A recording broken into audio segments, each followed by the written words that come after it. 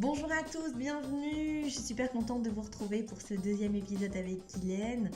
Je suis tellement stimulée, enchantée, honorée d'avoir reçu vos retours, vos questions. Votre engouement m'a vraiment fait chaud au cœur. J'ai donc décidé de faire ce deuxième épisode avec Guylaine parce que effectivement le sujet est vaste, complexe et qu'il nécessite du temps. Donc je vous remercie parce que voilà, votre présence, votre stimulation me permet de continuer sur la voie qui vous convient, qui vous plaît, qui résonne en vous et qui résonne bien sûr en moi. Donc merci pour ça, merci pour votre présence. Donc cet entretien va continuer sur le chemin de l'exploration de qui sommes-nous avec notre corps, qui sommes-nous avec la nourriture et avec les dictates autour de ces deux sujets. Et aujourd'hui, après une introduction plutôt générale qu'on a faite lors du premier épisode avec un tas d'informations, j'avais envie de resserrer la discussion autour de notre lien et de notre relation à la nourriture, de ce qu'on sait, de ce qu'on ne sait pas, de ce qui vient nous opposer à une relation saine à la nourriture. Et bien sûr, Guylaine est là avec nous pour nous répondre et pour nous éclairer sur ce chemin. Merci à toi, Guylaine, d'être parmi nous. Bonjour. Ok, Guylaine, bienvenue. Je suis super contente de te retrouver. Oui, moi aussi. Pour cette deuxième partie, on a l'impression d'être sur une saga, tu sais, comme une série. Bon, alors, comment tu te sens, toi? Comment tu t'es sentie après les retours, après ce podcast? Ah, super. C'était vraiment une très belle expérience. Je suis contente d'avoir pu partager, expliquer à fond, tu sais, d'avoir cet espace pour pouvoir raconter, en fait, je dirais, de façon générale, tout ce nouveau paradigme qui mérite tellement d'être connu, puis d'être entendu, puis d'être compris. Donc, pour moi, c'est toujours super agréable de pouvoir communiquer au plus grand nombre possible cette approche qui est révolutionnaire dans ce qu'elle peut être, dans le sens qu'on vient au monde avec cette approche, mais quand même de la retrouver, pour moi, c'est vraiment génial. Non, super. Et puis c'est fou. Enfin, j'ai eu tellement de. Les gens étaient très stimulés, quoi. Ils ont été hyper stimulés par le podcast. Ils ont été hyper stimulés par ton accent, il faut le dire aussi, hein. Et puis finalement, ils sont tous. Il y avait beaucoup de retours mais avec toutes les informations qu'on a données pendant ce podcast, qu'est-ce qu'on peut apprendre de plus, quoi. Tu vois, c'était presque ça. Genre, on peut encore apprendre des trucs, mais si tu dis tout ça sur un podcast ou sur tes vidéos ou sur. Mais qu'est-ce qu'on peut apprendre de plus? C'est énorme quand même. Ouais. Oui, puis c'est important, je trouve, la partie stratégie, de la communiquer au plus grand nombre, parce que j'ai rien à retenir comme information, tu sais, dans le sens que le nouveau paradigme, c'est quelque chose de tellement profond. Ce qui est la chose à apprendre de plus, je dirais, c'est comment le mettre en application dans sa vie. Puis c'est souvent là que les gens ont besoin d'aide, tu sais. Donc, pour moi, c'est pas tant de dire on peut pas tout dire, on peut tout dire. Après, c'est la balle est dans le camp des gens de le mettre en application. Fait que c'est là, je dirais, que j'aimerais pouvoir être à côté de chaque personne pour leur dire voilà comment on fait. Malheureusement, c'est pas possible. Fait que tout ce que je peux faire dans des podcasts, dans des Facebook Live, dans des conférences, c'est de donner l'information sans retenue, tout dévoiler pour inspirer puis donner le goût aux gens de passer à l'action, parce que c'est là qu'ils vont bénéficier de cette approche merveilleuse. On est dans une société qu'on intellectualise tout. Est-ce qu'on pense que si on sait tout, on va être capable de le faire? C'est l'autre étape qui est tellement importante, c'est de commencer à l'appliquer dans sa vie avec toutes les peurs, tout ce qui peut lever, d'avoir cette impression que si je me laisse aller à manger tout ce que je veux, ben je vais prendre 50 kilos, 100 kilos, puis ça va juste aller vers le haut, alors que c'est pas la réalité. Mais bon, il y a tellement encore d'autres choses qu'on peut discuter. Non, mais c'est tellement, ouais, c'est clair qu'on peut s'étaler pendant longtemps, mais on va pas leur infliger ça, hein, Guylaine. On y va avec voilà de la structure. Exactement. Mais en fait, ce que tu dis, c'est très important parce que finalement, ce que tu dis est complètement à contre-courant. Tu dis, l'information ne suffit pas. Exactement. Et finalement, ça va à l'opposé de tout ce qu'on entend, puisque le principe de la société actuelle, c'est mange, gaffe-toi, prends de l'info, en sachant, tu sauras faire. Ouais. Et toi, tu dis non, prends de l'info, mais l'info ne suffit pas, quoi. Et donc ça, c'est Exactement. pas rien parce qu'effectivement, on a beau savoir plein de choses sur soi, et c'est pas pour autant que les mécanismes sont simples à mettre en place. Et toi, ton Exactement. travail, si je comprends bien sa subtilité, c'est vraiment d'être dans la réalité, dans le quotidien de chacun pour pouvoir appliquer ces informations, mais aussi appliquer ces informations de manière personnalisée.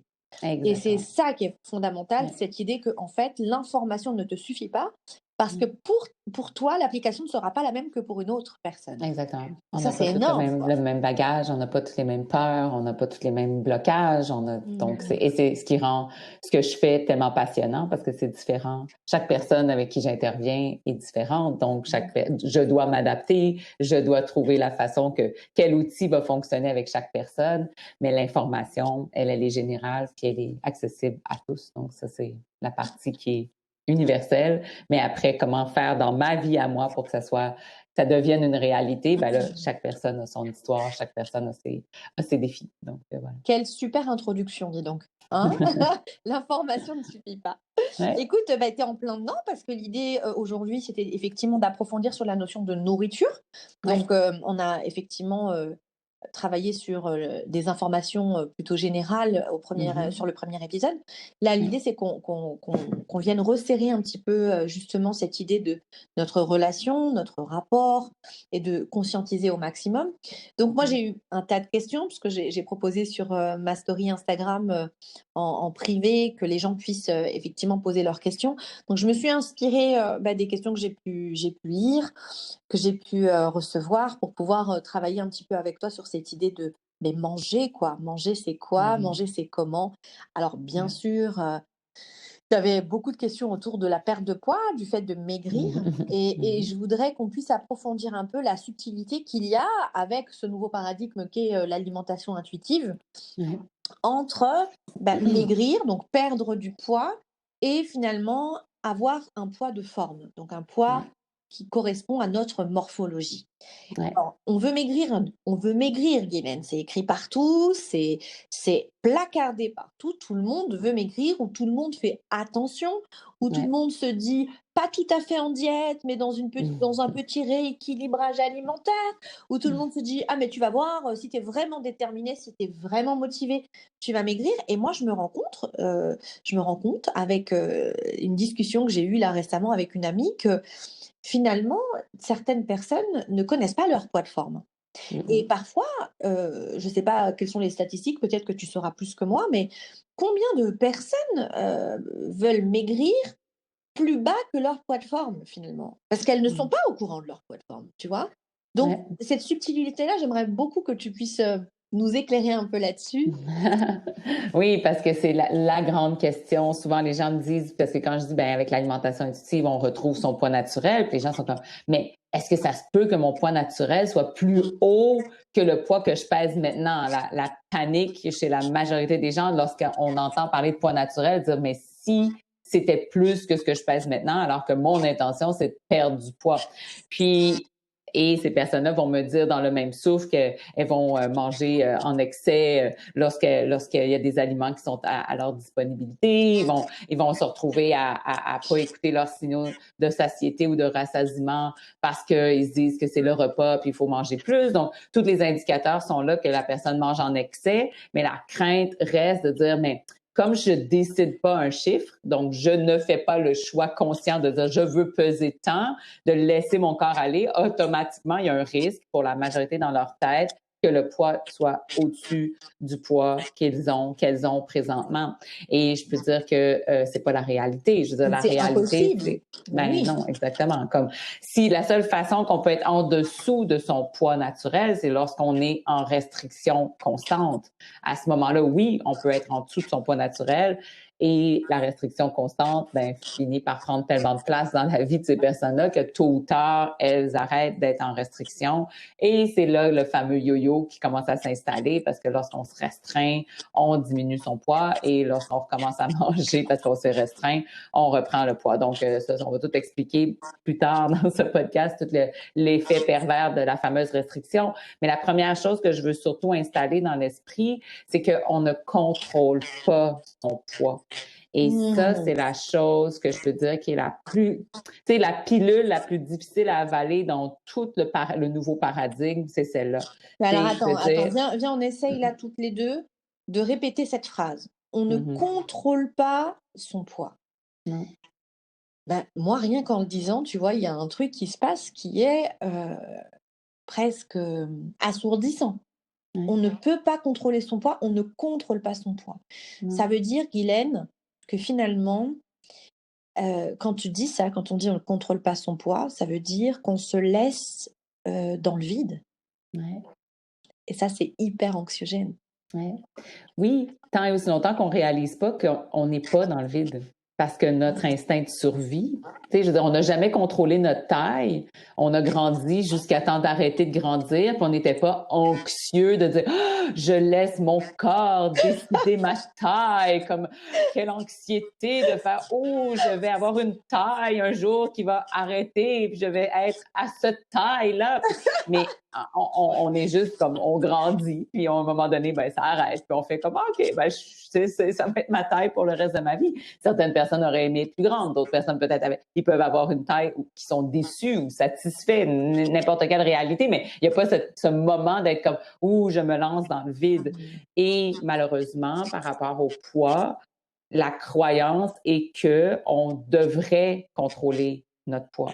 Alors qu'on a à l'intérieur de nous des mécanismes aussi puissants que les mécanismes qui gèrent notre taille, aussi puissants que les mécanismes qui gèrent notre respiration, nos battements cardiaques. Je veux dire, le corps dépense l'énergie qui lui est fournie pour faire fonctionner le corps. Donc, le corps est clairement capable de gérer la prise alimentaire et par la gestion de la prise alimentaire, le corps va être à un poids déterminé par la nature. Et c'est là qu'on retrouve, il n'y a pas de contrôle, il y a un contrôle. Il est juste pas dans notre cerveau rationnel. C'est ça, c'est pas un contrôle dont on est, qui nous appartient en fait, ou qui appartient à notre mental finalement. Exactement. C'est finalement accepter, entendre, raisonner à l'intérieur de nous, qu'on ait confiance en qui on est dans notre corps, quoi. Ouais, wow. Exactement. Alors qu'aujourd'hui, effectivement, l'engagement sur la confiance est beaucoup plus axé sur notre mental. On a confiance en notre mental, on a confiance en la manière dont il pense, la manière dont il comprend, la manière dont il se saisit des informations qu'il traite finalement. Par contre, on n'a pas confiance en notre corps. Alors que c'est complètement inverse. Notre mental, notre rationnel oublie tout le temps. On est obligé de se prendre des notes. On est obligé d'avoir une façon de fonctionner qui nous rappelle. Donc, soit qu'on se met des rappels dans notre cellulaire, maintenant dans notre portable, comme vous dites. Donc, on aime bien, on a beaucoup aimé ton accent, donc t'inquiète pas, fais-toi plaisir. Tout à l'heure, quand tu as dit le mot taille, j'ai dit taille, oui, c'est bien ça qu'elle a dit. Taille, et j'ai essayé de dire taille, mais j'ai pas réussi. Taille. Donc, dans notre cellulaire, dans notre téléphone, bien sûr, on a des rappels, des alarmes. Exactement, parce que ce cerveau-là oublie. Et celui dont on ne se fie pas, qui est le cerveau qui gère notre apport alimentaire, oublie jamais. Je veux dire, on se lève pas le matin en disant j'espère que mon cœur va battre toute la journée puis que mon cerveau va pas oublier un battement. Et le cœur, c'est une des nombreuses tâches que cette partie de notre cerveau a à gérer et il n'oublie rien. En fait, si on voulait lui donner une personnalité, on dirait qu'à la limite, cette partie-là de notre corps est névrosée. Je veux dire, est névrosée sur la régularité. Le pH sanguin est d'une stabilité inébranlable. La saturation de l'oxygène dans le sang toujours à 99%, sans arrêt. Et nous, on est là à dire, je vais me fier à mon rationnel qui oublie tout pour me dire quand c'est le temps de manger et quand c'est le temps d'arrêter et gérer mon poids. Complètement le mauvais cerveau. Et on se surfie, on se fie énormément à celui-là. Complètement. Mais ça, on ne s'arrête pas pour y réfléchir. Donc, finalement, on a donné, ce que tu dis, c'est qu'on a donné le pouvoir de notre corps au mental et à la nourriture. Donc, est-ce que tu es en train de dire, je te provoque un petit peu, vas-y, je me fais un peu l'avocat du diable. Je sais que tu aimes ça. Oui, j'adore. Ça veut dire que si je pense plus, all right? Donc, je ne pense plus. Je ne pense plus. Et puis, je mange exactement ce que je veux. Je ne me pose plus aucune question. Est-ce que ça veut dire, donc j'ai 2 questions en même temps, tu vois, mon cerveau, il fume un peu là.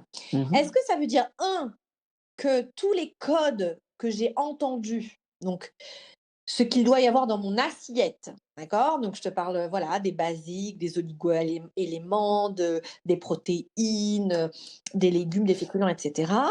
Que toutes les informations que j'ai acquises maintenant, je dois les réfléchir, en fait, les recalculer, les repenser? Oui et non, dans le sens que par rapport à nos envies, dans le sens que la prise alimentaire, elle est gérée pas par le calcul. Moi, je peux dire, dans un premier temps, notre corps va dire j'ai besoin de calories. Mais à partir du moment où l'information est envoyée, elle est relayée au centre de plaisir. Donc, après ça, c'est nos envies qui vont dicter, ce qui va nous mettre en action pour aller manger un aliment, c'est le centre du plaisir.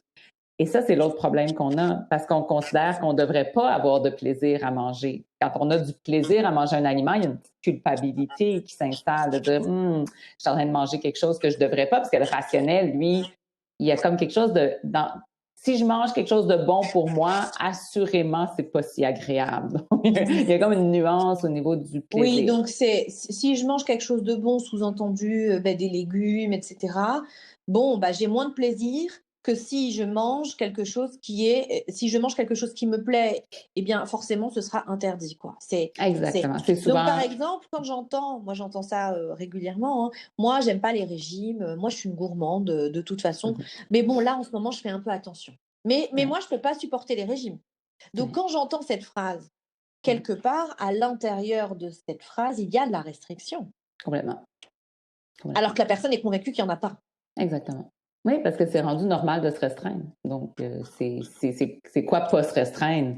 C'est se laisser aller. C'est quoi manger quelque chose qui nous plaît sans culpabilité? C'est de manger ce qui nous plaît sans culpabilité. Non, mais donc ça veut dire que tu vas manger une glace, tu vas manger des lasagnes et puis tu vas te retaper un Oui, parce que tu as cette confiance que ton corps va te dire quand arrêter de manger, cette confiance profonde que, tu sais, une calorie pour le corps, c'est une calorie, qu'elle vienne sous forme de lasagne, qu'elle vienne sous forme de glace, qu'elle vienne sous forme de céleri. Le corps a besoin, tu sais, l'essence même du corps, c'est la calorie. Donc, elle vient sous toutes sortes de formes. Donc, tu es en train de dire que je mange une glace ou que je mange une pomme, c'est la même chose pour le corps en termes de calories, quoi. Au niveau énergétique, tout à fait. Puis là, je veux répondre à la deuxième section de ta question tantôt. Merci. Parce que dans cette idée de dire, les oligo-éléments, les gras, les protéines, ce qu'on doit faire comme expérience, c'est de faire l'expérience des aliments. Ce que je veux dire par là, c'est de s'exposer à un maximum d'aliments, permet au corps de savoir où aller chercher les nutriments dont il a besoin. Par exemple, s'il a besoin de fer, à travers l'expérience que la personne va faire avec les années, il va être capable de lui envoyer un goût de viande si la personne mange la viande et de légumineuses, par exemple, si la personne est végétarienne. Donc, c'est ce qui fait que on va avoir des envies spécifiques en fonction de nos besoins parce que notre corps sait ce dont il a besoin et il va nous envoyer le goût de manger ces aliments-là. Donc, si mon corps il m'envoie une envie de M&M's à 23h, ouais. Comment je fais la différence entre une envie qui serait émotionnelle et une envie qui serait nutritive pour mon corps? Exactement. Dans le fond, ça, c'est tout. Là, on rentre dans les profonds fondements du nouveau paradigme. Parce que dans le fond, l'idée, la première étape, c'est de commencer par reconnaître ses envies. Mais il y a comme des strates, malheureusement. Je dirais malheureusement. Et heureusement, le corps est fait pour qu'on devienne conscient. Mais bon, si on a des restrictions alimentaires, on va avoir envie de manger les aliments qu'on se restreint. C'est logique. Notre cerveau est toujours en train de penser à ces aliments-là parce que comme le cerveau ne peut pas penser en mode négatif, si je dis je ne veux pas manger de chocolat, le cerveau est pas capable de penser en négatif. Donc, ce que lui va entendre, c'est chocolat. Donc, à se répéter à longueur de journée chocolat, chocolat, chocolat, ben qu'est-ce que vous pensez qui arrive? Ben, on a le goût de manger du chocolat. C'est normal. Et en plus, comme c'est un aliment qu'on aime, et comme le centre de plaisir gère la prise alimentaire, à un moment donné, tôt ou tard, on ne pourra plus se restreindre et on va aller manger le chocolat. Donc, la question, quand on a une envie, c'est de dire, est-ce que cette envie vient d'un aliment que je sais que lorsque je vais le manger, je vais me sentir coupable? Donc, si je sais que je vais me sentir coupable à manger cet aliment-là, c'est que j'ai de la restriction, qu'on va parler un peu plus tard pendant la rencontre. Donc, l'autre étape, donc l'autre chose qui va nous donner des envies, c'est les émotions. Donc, les aliments qu'on se restreint, on va avoir des envies de manger ces aliments-là. Les aliments qui nous calment émotionnellement, nous apaisent émotionnellement, on va avoir envie de manger ces aliments-là. Je veux dire, le corps fonctionne aussi dans une façon de réguler ses émotions. Si nous, on ne sait pas comment les réguler, ben, le corps doit réguler ses émotions. L'émotion est toxique si elle reste prise à l'intérieur de nous, elle est toxique. Le corps doit trouver une façon d'évacuer. Et si on ne sait pas comment, parce qu'on ne l'a pas appris, parce qu'on vit, moi je constate qu'on vit dans une société handicapée au niveau des émotions, il va aller chercher un apaisement. Et là, à ce moment-là, les M&M à 23 heures peuvent être tout à fait un aliment qu'on va aller chercher pour se réconforter. L'idée, c'est de devenir conscient sur ce qu'on ressent. On le sait quand on s'apaise avec les aliments. Je veux dire, ça prend cette conscience, mais quand on se la donne, on devient tout à fait au clair. Toutes les personnes à qui je parle en rencontre individuelle me le disent. Moi, je mange mes émotions. Donc, c'est pour la majorité. Il y a des gens qui ne savent pas qu'ils mangent leurs émotions. C'est un autre aspect, mais la majorité des gens savent qu'ils mangent leurs émotions.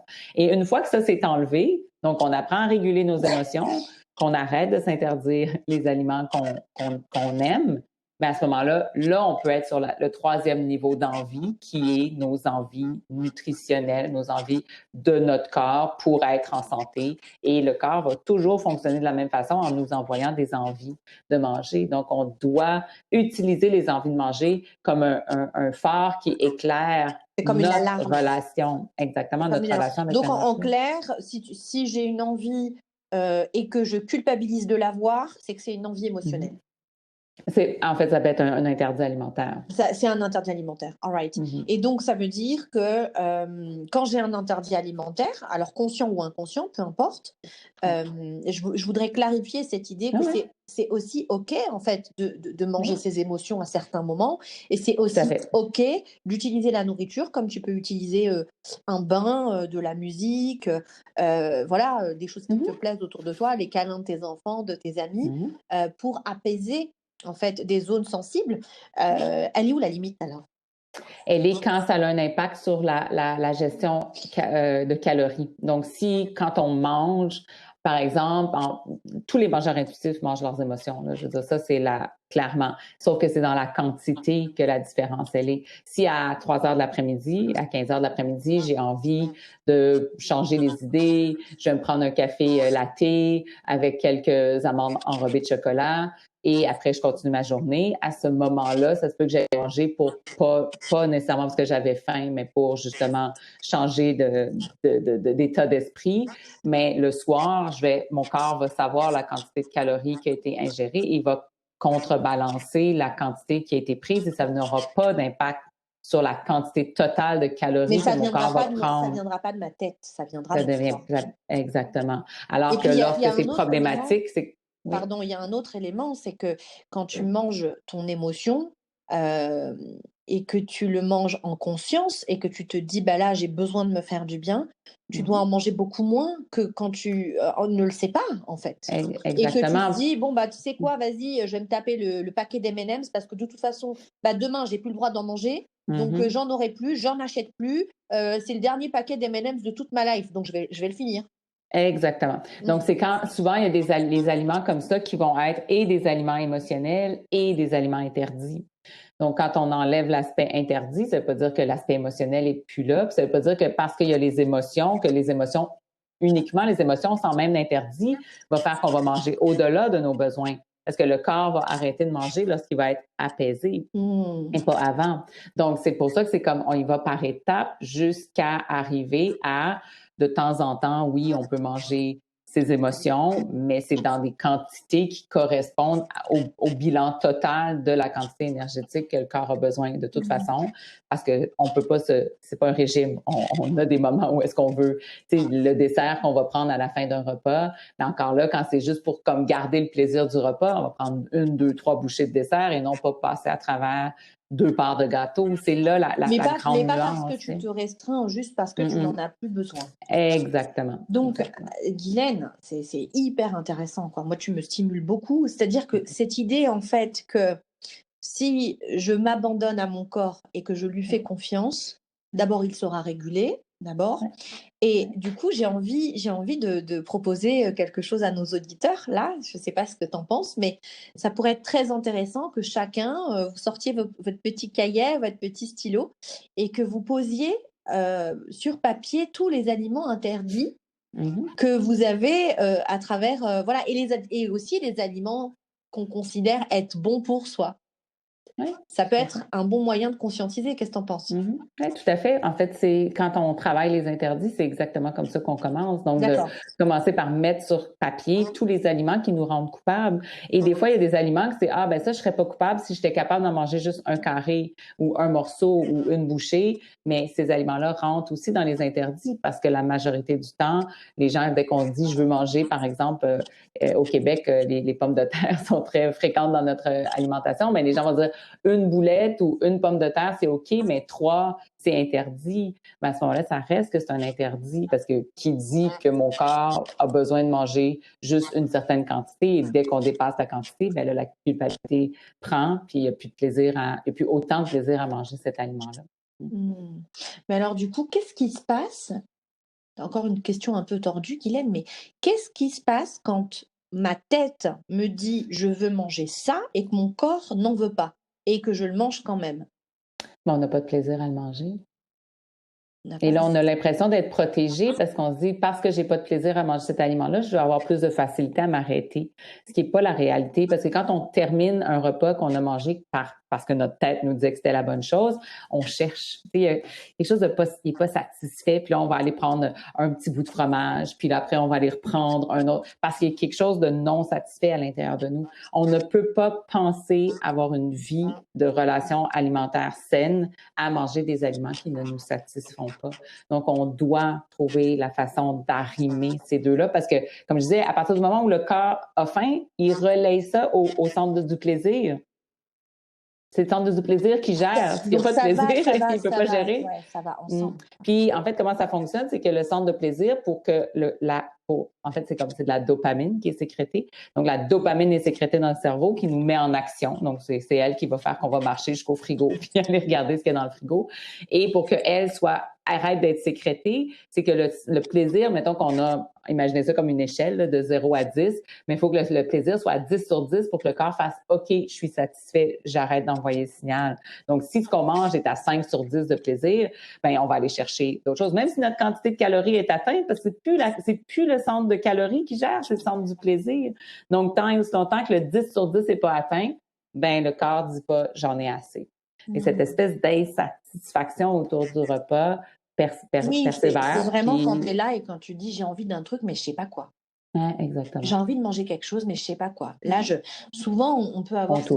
On tourne en rond, ouais. Et puis, c'est pour les femmes, par exemple, ça peut être pendant la période de leurs règles, etc. Elles peuvent être dans quelque chose de l'ordre de la confusion, ou quand tu rentres après une journée de travail et tu es fatiguée et tout est un petit peu confus et tu sais plus vraiment ce que tu as envie de manger et tu sais pas écouter, en fait, ce que ton corps te dit. Exactement, parce que c'est pas tant parce qu'on ne sait pas, c'est que souvent, ce qu'on aurait envie de manger, on ne veut pas se l'autoriser. Donc, on creuse pas. Ça m'est arrivé des tonnes de fois où est-ce que j'avais quelqu'un devant moi qui disait « j'ai aucune idée ce que j'aurais le goût de manger », à faire les plongées, l'écoute, 5 minutes max. La personne était comme « oh, j'aurais envie de manger, genre, j'ai pas mangé ça depuis 10 ans ». Ben oui, c'est sûr.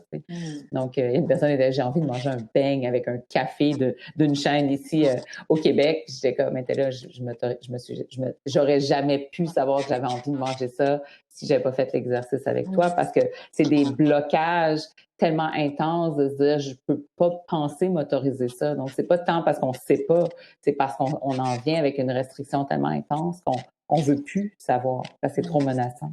Donc, on les a abordés tous les deux, hein, mais en clair, les ennemis de l'alimentation intuitive, du mangeur intuitif, c'est la culpabilité et la restriction, quoi. Tout à fait. Tout à fait. Et c'est le lot des diètes. Je veux dire, c'est ça qui est dommage parce que c'est les diètes.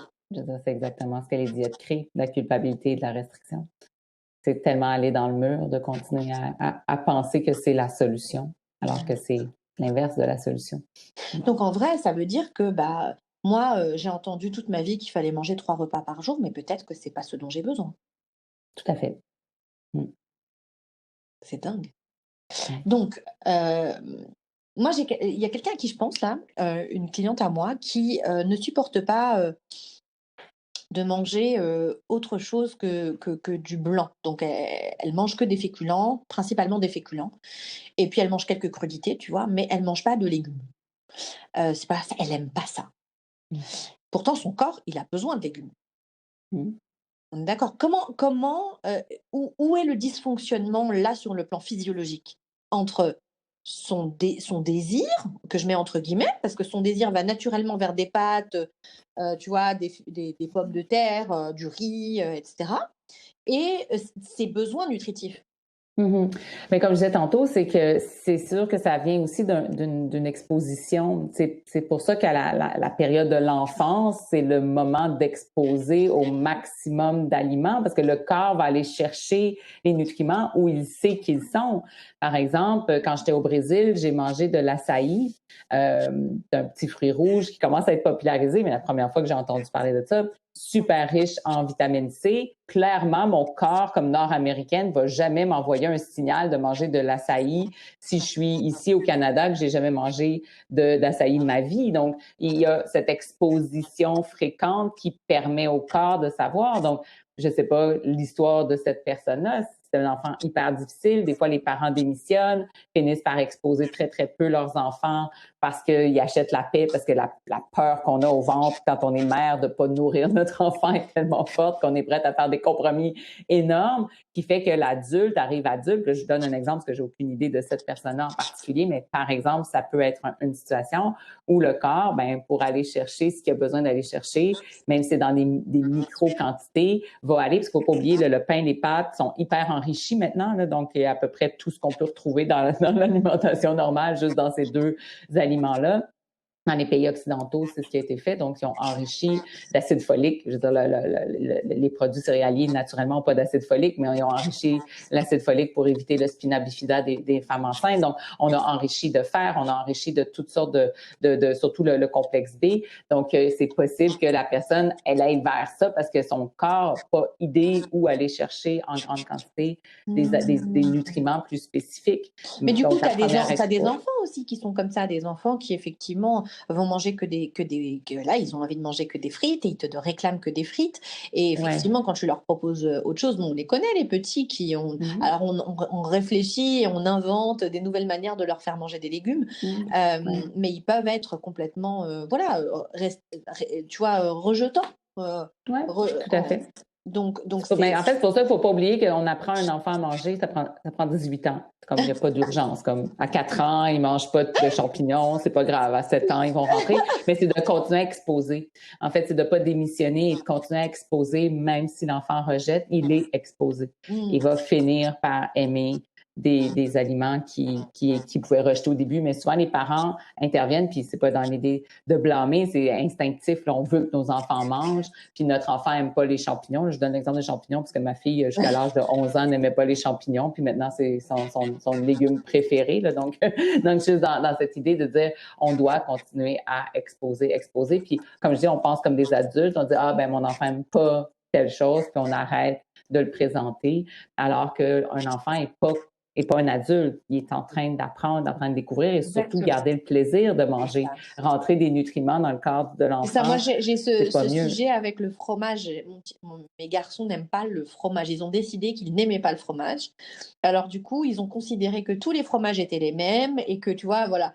Donc, je passe ma vie à leur dire, mais voilà, c'est pas les mêmes fromages, tu vois, c'est pas le même goût, tu as le droit d'aimer tel fromage, mais pas tel fromage. Enfin, voilà, effectivement, je trouve que c'est très, très éclairant ce que tu dis. Donc, la culpabilité, c'est l'essence, la nourriture de la souffrance du corps, quoi, finalement. Malheureusement, oui. C'est De dingue. ne pas se fier que ce qu'on a le goût de manger est OK. Comme s'il y avait quelque chose de pas correct dans les aliments qu'on aime. Puis il y a quelque chose dans la nature humaine qui fait qu'un aliment ne peut pas être un peu comestible. Un aliment est comestible ou n'est pas comestible. Quand on voit les intoxications alimentaires par exemple, Perrier, là, il y a plusieurs années, avait eu une palette de... J'étais jeune, j'étais adolescente quand c'était arrivé, mais ça avait fait le tour du monde. Ça avait fait aussi école au niveau marketing de comment Perrier avait réagi, où il y avait une palette qui avait été contaminée parce qu'il avait mal nettoyé les bouteilles.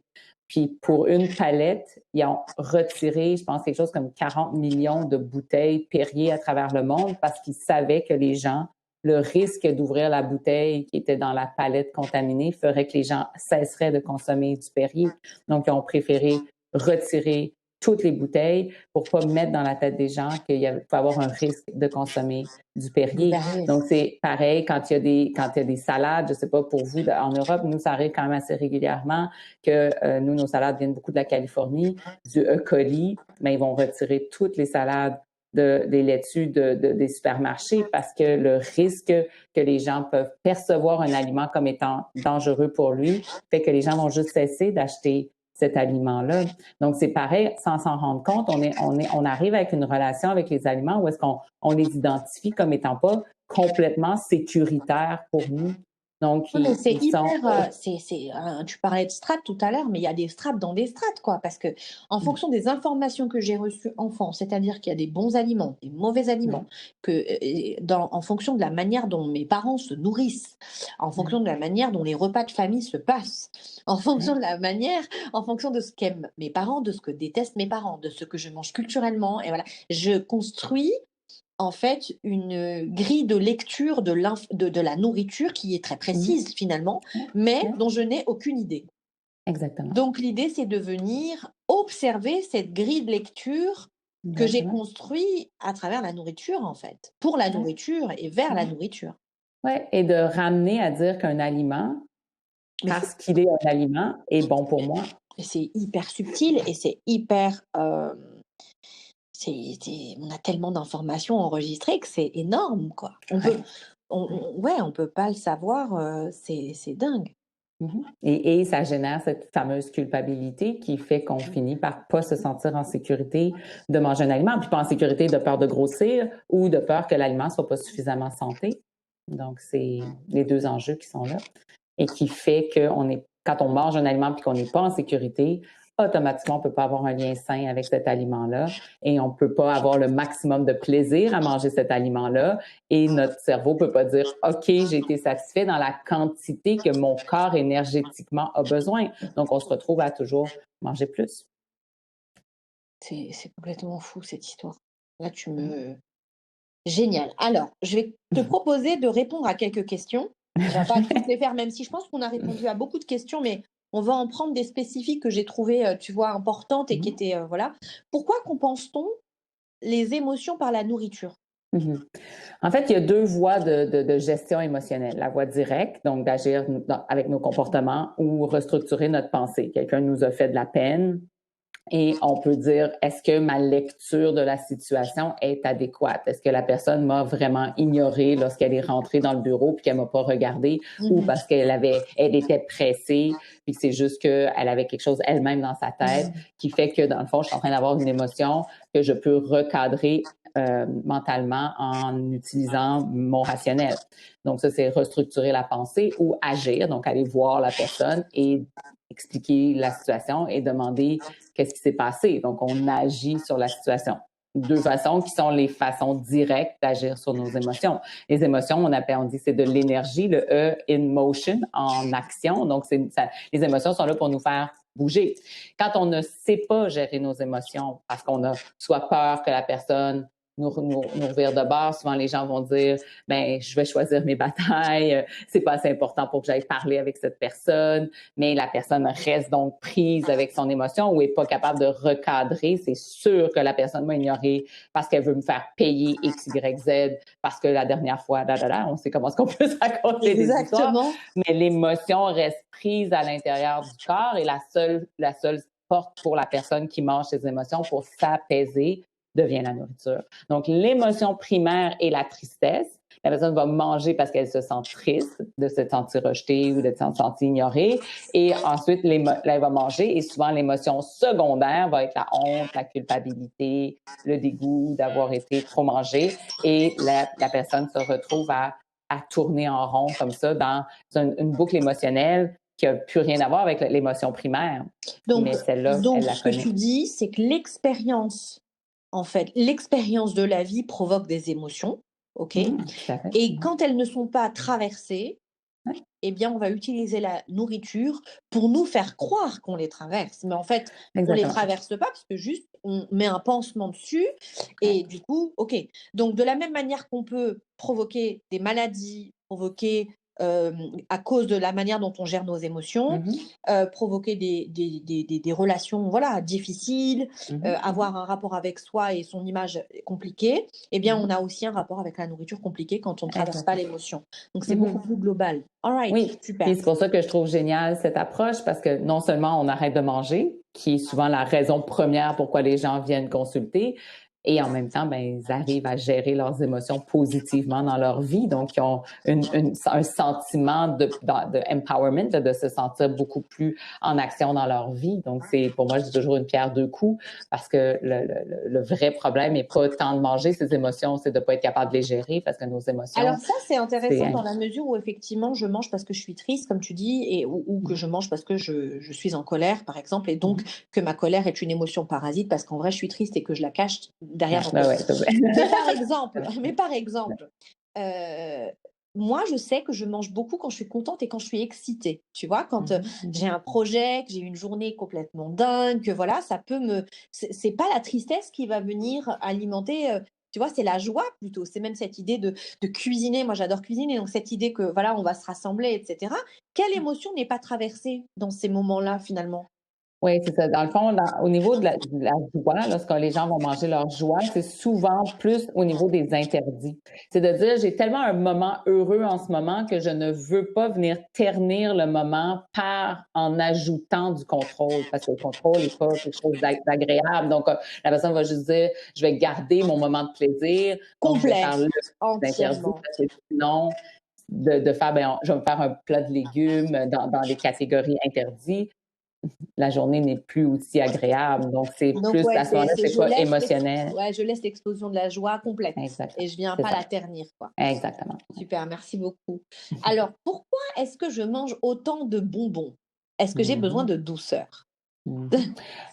Évidemment, l'association qu'on va faire avec les aliments qu'on consomme n'est pas nécessairement directe. Comme je disais, quand on a parlé de cette question, je disais poser la question, c'est d'y répondre, dans le sens que est-ce que je me permets, moi, de me donner de la douceur envers moi-même, de la bienveillance?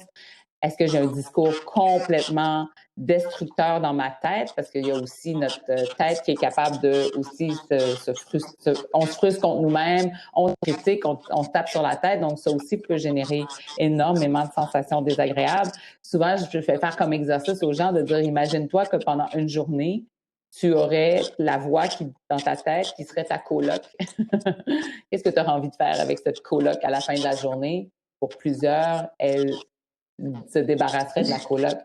Et pourtant, la coloc est dans la tête, puis les gens font rien pour la faire taire parce qu'ils ne savent pas encore là. C'est juste parce qu'on ne sait pas. Si on savait, on le ferait.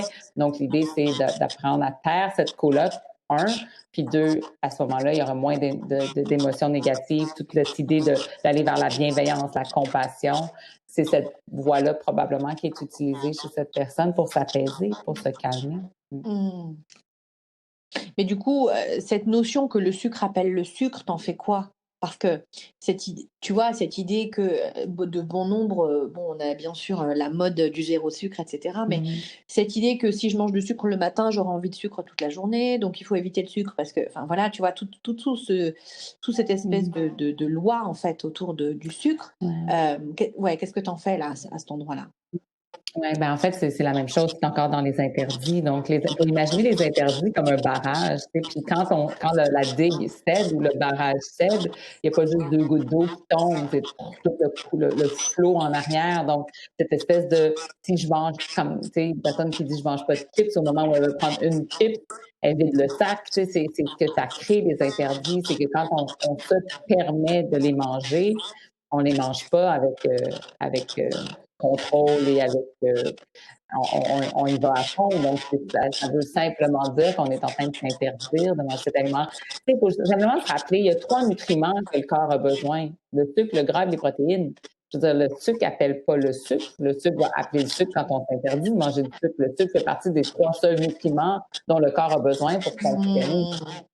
C'est pas une C'est dépendance où on peut dire oui, on est dépendant au sucre, dans le sens qu'on est dépendant, on est aussi dépendant de l'air qu'on respire. Sans air, on meurt, donc sans aliments, on meurt. Donc on parle aussi d'aliments. Et évidemment, quand on gère nos émotions, c'est énorme.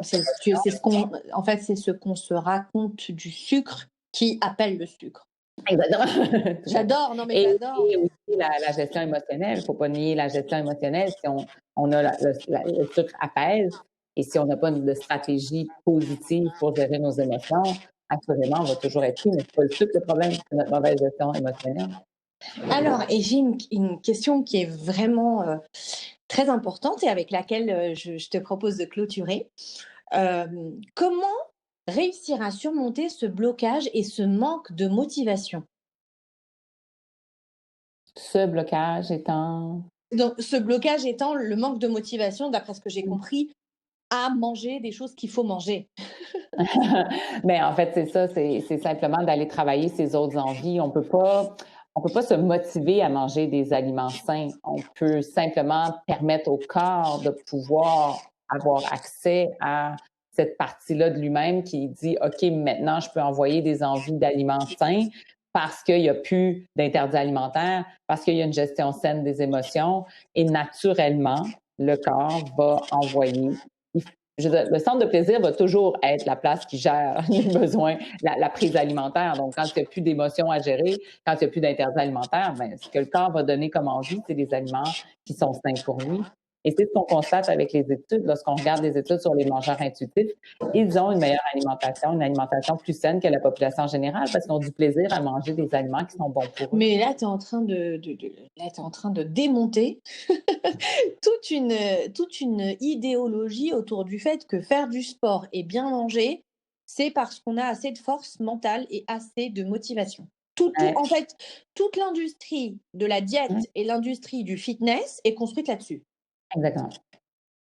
Exactement. Comme si manger était un sport, mais non, manger n'est pas un entraînement. Donc oui, pour aller au gym, on doit choisir d'aller au gym. Ce n'est pas quelque chose qui vient naturellement, mais manger, c'est essentiel. Manger, c'est la survie.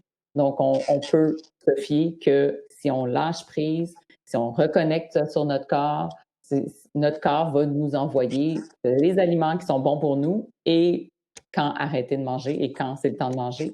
Après, nous, tout ce qui nous reste à faire, c'est de s'assurer qu'on a un frigo avec des aliments dedans, puis les cuisines. Donc, ça prend beaucoup moins de temps. Et de savoir lire le corps à sa juste place, quoi. Waouh. Eh bien, Guylaine, pour après faire d'autres choses. Si je comprends bien, Guylaine, tu es une révolutionnaire. C'est ça.